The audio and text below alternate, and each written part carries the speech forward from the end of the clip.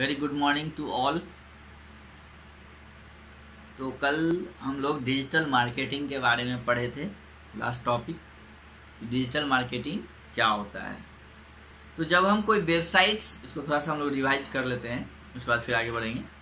जब हम लोग कोई वेबसाइट्स यूज करते हैं, है ना, या वेबसाइट को ट्रैक करते हैं, है ना, या यूज करते हैं, तो वेबसाइट्स जो होता है यानी वो हमारे बिहेवियर्स को, बाइंग बिहेवियर्स, यानी अगर हम कोई चीज़ खरीदने के लिए किसी प्रोडक्ट्स को अगर नेट पे चेक करते हैं, उसको सर्च करते हैं, तो वेबसाइट उसको सेव कर लेता है ना। वो ट्रैक कर लेगा आपके बाइंग बिहेवियर को कि आप किस तरह के प्रोडक्ट को, किन किन चीज़ों को और नेट पे जो है सर्च करते हैं, ढूंढते हैं, है ना। यानी आपके ब्राउजिंग हैबिट्स को, कि आप नेट पे क्या ब्राउज करते हैं। इन वेरियस वे, मतलब कई तरह से।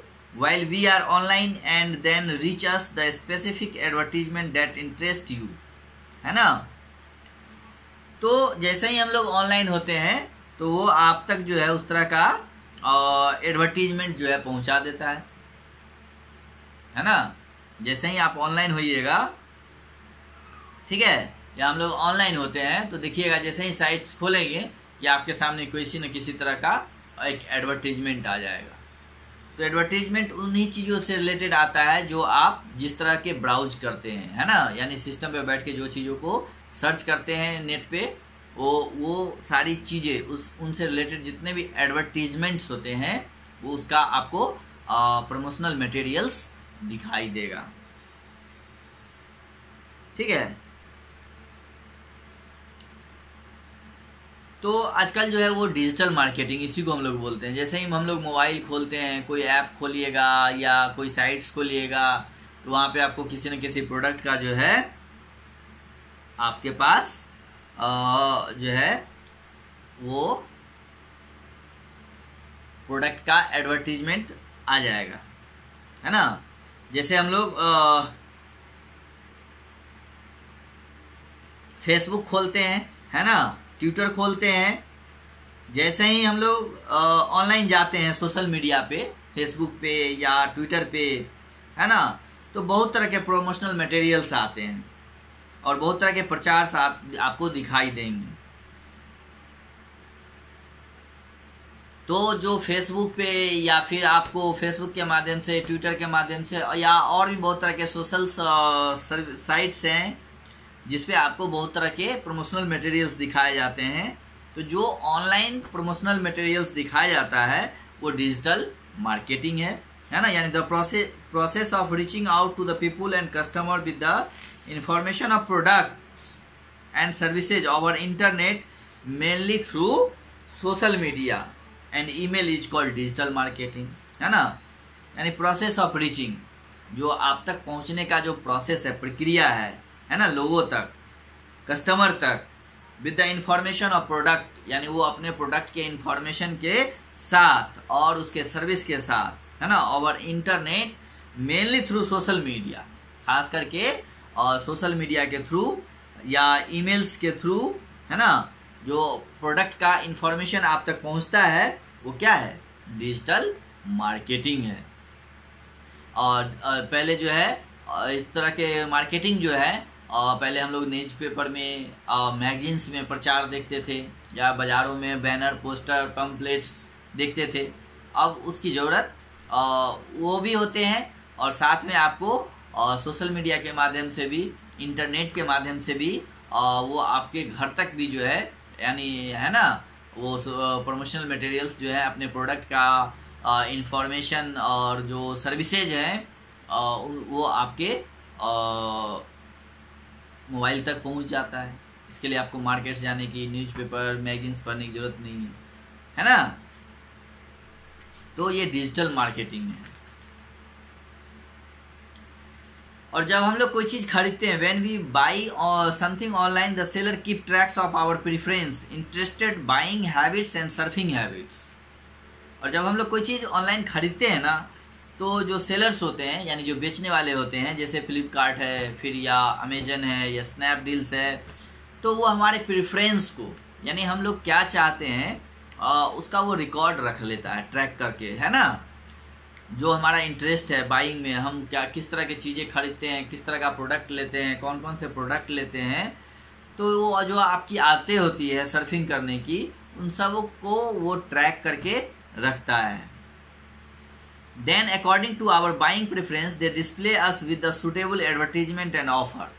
उसके बाद उससे रिलेटेड जो है आपको बार बार प्रचार दिया जाएगा, है ना, उससे रिलेटेड आपको ऑफर्स दिया जाएगा, है ना। तो आप जो है कभी कभी उस ऑफर में हम लोग फंस भी जाते हैं, हम लोग देखते हैं सस्ता है, चलो भाई ले लो, ऑफर आया है। तो this is called targeted digital marketing. इसको वो टारगेट डिजिटल मार्केटिंग कहते हैं, क्योंकि कंपनी जो है वो आपको टारगेट करता है ना, किस तरह का जो है प्रोडक्ट यहाँ तक पहुँचाइए, है ना, बताइए, ऑफर दीजिए, और सेलर जो बायर है उनसे खरीदवाइए, है ना, खरीदने वाले हैं। तो इस तरह से वो अपना प्रोडक्ट जो बेचता है, तो इसको हम लोग this is called target digital marketing. वो क्या कहलाता है? Target digital marketing. This is the form of marketing is highly effective and beneficial for online sellers, है ना। तो इस तरह का जो मार्केटिंग है, फॉर्म ऑफ मार्केटिंग है, वो बहुत ही हाईली इफेक्टिव है और बहुत ही बेनिफिशियल है फॉर ऑनलाइन सेलर्स के लिए। This is also suitable and less distracting for people as they get those offers and advertisement in which they might be interested, है ना।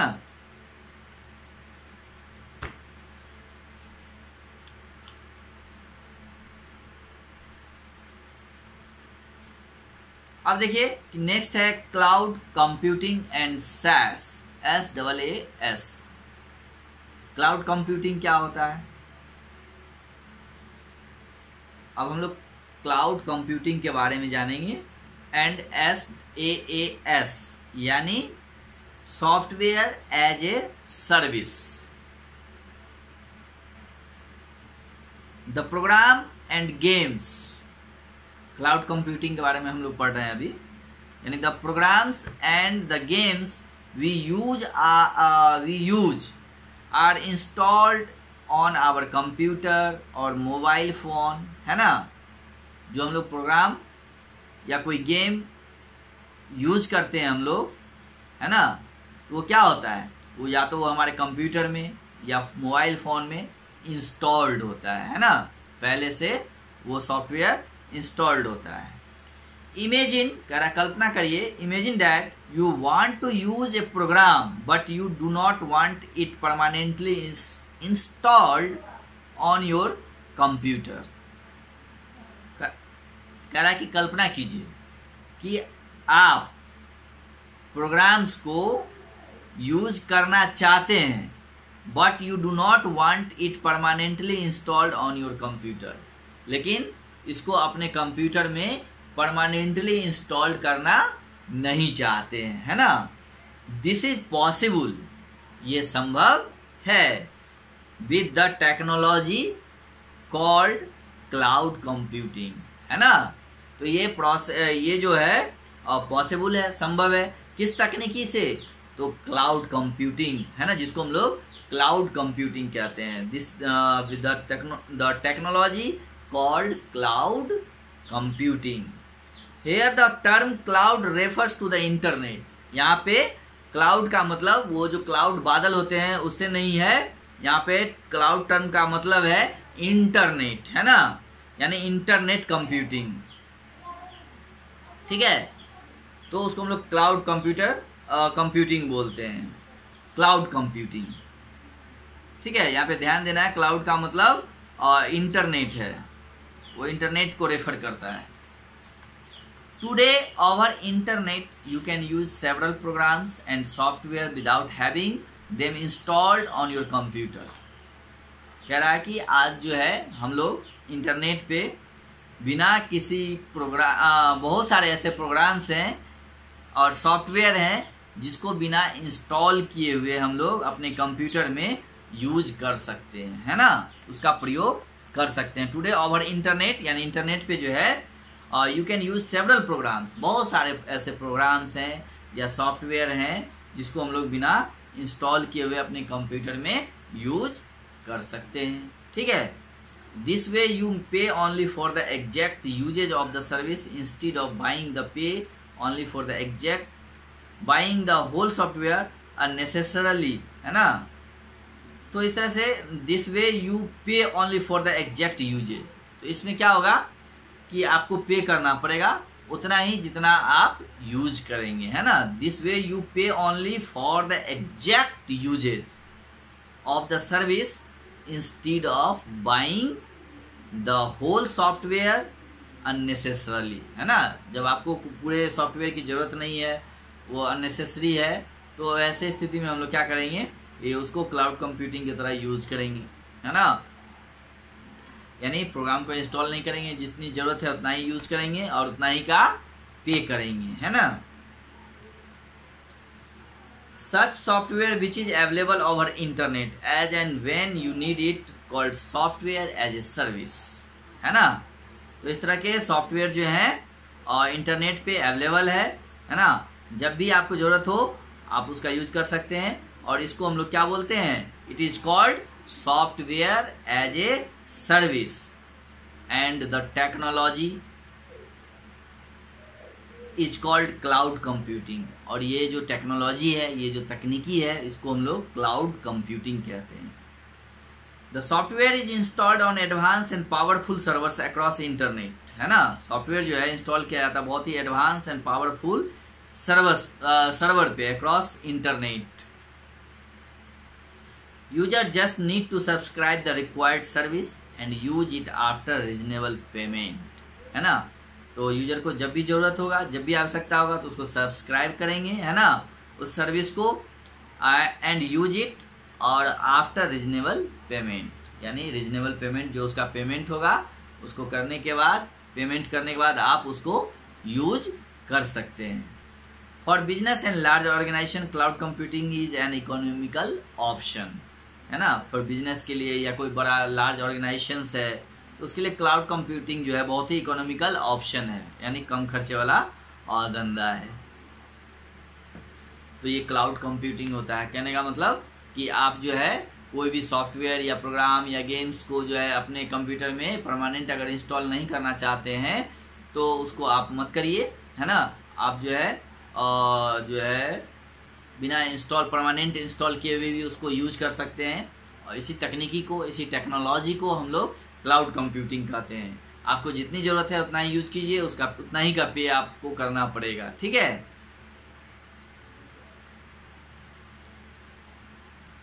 चलिए अब हम लोग देखते हैं, एक टर्म है artificial intelligence and robotics. Artificial intelligence क्या होता है? देखिए, हम लोग के पास नेचुरल इंटेलिजेंस है, मतलब जो अपना सोचने समझने का बुद्धि है ना। हम लोग का खुद का डिसीजन लेने का पावर है ना। हम लोग खुद से डिसीजन ले सकते हैं। लेकिन कुछ आर्टिफिशियल इंटेलिजेंस होते हैं, जैसे कंप्यूटर में जो मेमोरी यूज होते हैं, वो सब क्या है, सब आर्टिफिशियल इंटेलिजेंस है। हम लोग रोबोट देखते हैं, रोबोट भी काम करता है ना। वो कैसे काम करता है, तो उसके अंदर भी आर्टिफिशियल इंटेलिजेंस होते हैं। उसके पास नेचुरल माइंड नहीं होता है, नेचुरल इंटेलिजेंस नहीं होते हैं, है ना। उसके अंदर इंटेलिजेंस को फीड किया जाता है, उसके अंदर इंफॉर्मेशन को फीड किया जाता है, तब जाके वो काम करता है ना। उसके अंदर बहुत सारे प्रोग्रामिंग्स होते हैं और जिसके उसमें बहुत सारे इंस्ट्रक्शन होते हैं, और जिसके बेस पे वो अपना सारा काम को डन करता है। जैसे कंप्यूटर के अंदर, कंप्यूटर तो हम लोग से भी फास्ट दिमाग मतलब काम तेज करता है, लेकिन वो कब करता है, जब उसके अंदर इंफॉर्मेशन भरे हुए होते हैं। यानी वो इंफॉर्मेशन उसका अपना खुद का नहीं होता, वो इंफॉर्मेशन भी हम ही आपके द्वारा, यानी प्रोग्रामर के द्वारा जो है फीड किया जाता है कि कंप्यूटर को कैसे काम करना है ना। लेकिन जब कोई उससे अलग हट के कुछ काम होगा तो कंप्यूटर वहाँ पे रुक जाएगा, उससे आगे काम नहीं कर सकता है ना। क्योंकि उसको अलग दूसरे तरह का डिसीजन लेने का क्षमता बहुत ही कम होता है। तो वो आर्टिफिशियल इंटेलिजेंस होते हैं, यानी कृत्रिम दिमाग जिसको कहते हैं, है ना। तो artificial intelligence is the field to design and develop such computers and machine which can demonstrate human like intelligence, है ना। Artificial intelligence is the field to design and develop such computers and machine which can demonstrate human like intelligence, यानी ये वैसे क्षेत्रों के लिए design किया गया है ना, या वैसे कंप्यूटरों के लिए डिजाइन किया गया है विच can demonstrate human like intelligence, जो मतलब मानव के जैसा, है ना, के दिमाग के जैसा डिमोन्स्ट्रेट कर पाए, दिखा पाए, है ना। जैसे for example translating a language into another, है ना, एक भाषा को दूसरे भाषा में ट्रांसलेट करना। Recognising face among several hundred digital images, जैसे हम लोग बहुत सारे लोगों में से किसी एक लोग को पहचान लेते हैं कि ये फलाना है ना। अगर हजारों के भीड़ में भी खड़ा है तो भी हम लोग पहचान लेते हैं कि ये फलाना आदमी, ये फलाना आदमी है ना। तो कंप्यूटर भी या जो रोबोटिक्स होते हैं वो भी जो है बहुत सारे फोटो के बीच में से, बहुत सारे इमेजेस के बीच में से कोई एक इमेज को वो रिकॉग्नाइज करने की उसमें क्षमता होती है, या वॉइस को, है ना, जहाँ पे बहुत सारे वॉइसेज हैं उसमें से किसी एक वॉइस को, स्पेसिफिक वॉइस को रिकॉग्नाइज करने की उसमें कैपेसिटी होती है, क्षमता होती है ना। जैसे हम लोग भी आवाज़ से भी अगर किसी को नहीं भी देखते हैं, अगर आवाज़ सुनते हैं तो कहते हैं ये फलाने आदमी का आवाज़ है ना, पहचान लेते हैं ये उस आदमी का आवाज़ है। उसी तरह ये जो कंप्यूटर्स होते हैं और या रोबोट्स होते हैं, है ना, या जो भी मशीन होते हैं, तो उनमें ये जिनमें आर्टिफिशियल इंटेलिजेंस होते हैं, तो वो इस तरह के चीज़ों को पहचानने में, रिकॉग्नाइज करने में एबल होते हैं, सक्षम होते हैं।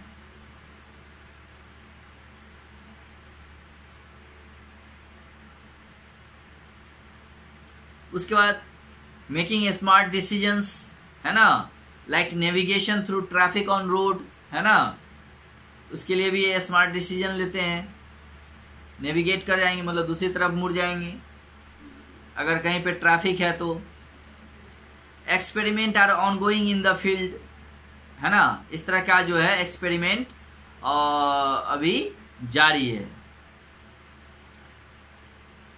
Artificial intelligence makes the machine learn from their data and previous processing, है ना, और artificial intelligence make the machines learn from their data and previous processing.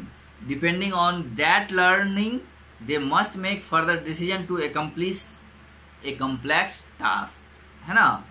तो इसको जो है इस तरह का बनाया जा रहा है ये कोई भी जो है अधिक से अधिक फर्दर डिसीजन ले सके और किसी भी काम को, कम्प्लेक्स काम को ये पूरा कर सके।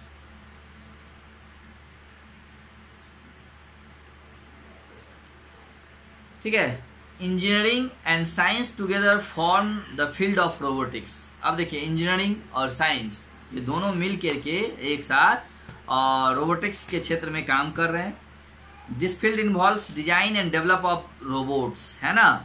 यहाँ पे जो है रोबोट्स का डिजाइन को डेवलप किया जा रहा है, उसमें इन्वॉल्व है क्या क्या चीज। This field involves design and development of robots.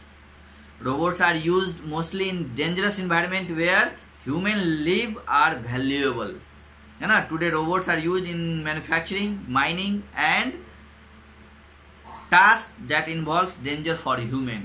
अब देखिए तो रोबोट्स का यूज जो है कहाँ पे अधिकांश किया जाएगा, जहाँ पे डेंजरस इन्वायरमेंट हो, है ना, जहाँ पे लोगों के जीवन का वैल्यूएबल हो, है ना। जैसे robots are used in manufacturing में, है ना, मैन्युफैक्चरिंग में बहुत सारे ऐसे जगह है मैन्युफैक्चरिंग है जहाँ पे लोगों का जान खतरा में होता है, माइनिंग्स के क्षेत्र में, है ना, और भी बहुत सारे ऐसे डेंजरस क्षेत्र हैं जिसमें इन्वॉल्व हैं डेंजर्स फॉर ह्यूमन के लिए। तो उन सब जगहों पे काम करने के लिए रोबोट्स को लगाया जाएगा और रोबोट्स का यूज़ किया जाएगा। तो उन सारे ऐसे जगहों के लिए रोबोट्स का यूज होगा, तो इसी पे जो है वो काम आर्टिफिशियल इंटेलिजेंस का जो है रोबोट्स में जो है यूज़ किया जा रहा है। इसी तरह का डेवलपमेंट किया जा रहा है रोबोट्स के अंदर, है ना। उसी तरह से उसको डिजाइन किया जा रहा है कि कैसे कोई भी जो है डिसीजन लेने में वो सक्षम हो सके और अपने कॉम्प्लेक्स काम को वो पूरा कर सके। चलिए अब हम लोग नेक्स्ट क्लास में आगे जो भी टॉपिक्स हैं, 2-3 टॉपिक्स और बच गए हैं इस चैप्टर में, जैसे big data and data analytics, online learning and internet of things. ठीक है, इसको हम लोग अब अगले क्लास में पढ़ेंगे। आज के लिए इतना ही काफ़ी है। Okay, have a good day.